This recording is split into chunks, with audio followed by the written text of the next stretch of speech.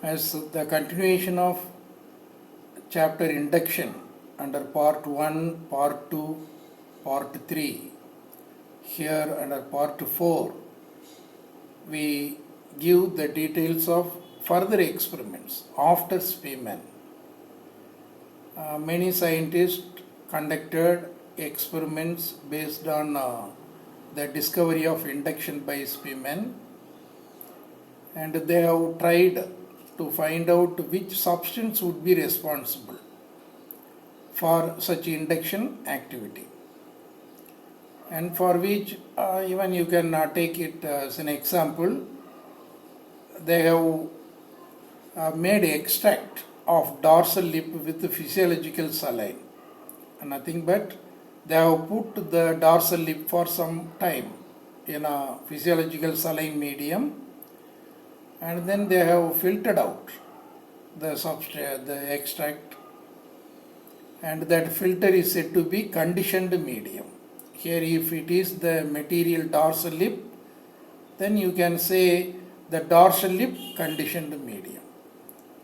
And they have treated the embryo with the dorsal lip conditioned medium.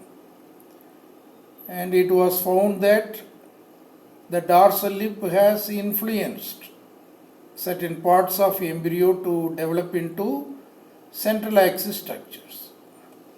That way, there were conducted a variety of experiments in terms of conditioned medium with different organs, and they have found the organs may have the substances which may have the capacity to induce the developing embryo, the different parts of the developing embryo to develop into some tissues or the organs.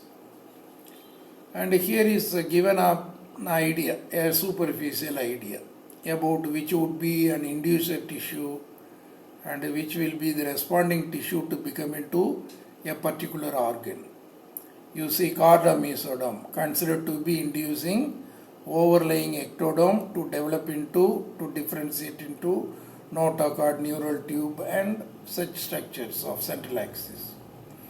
And optic vesicle as influencing head ectoderm which will be developing into lens. And here the induction is a sequential process. It is not going to start with this because optic vesicle itself is formed out of the previous induction with its inducers. And here are given as an example to note some of the inducer tissues and which would be the responding tissues competent to develop into the organs or the structures. And these are all some of the substances, even you can call them as exogenous substances, which are found to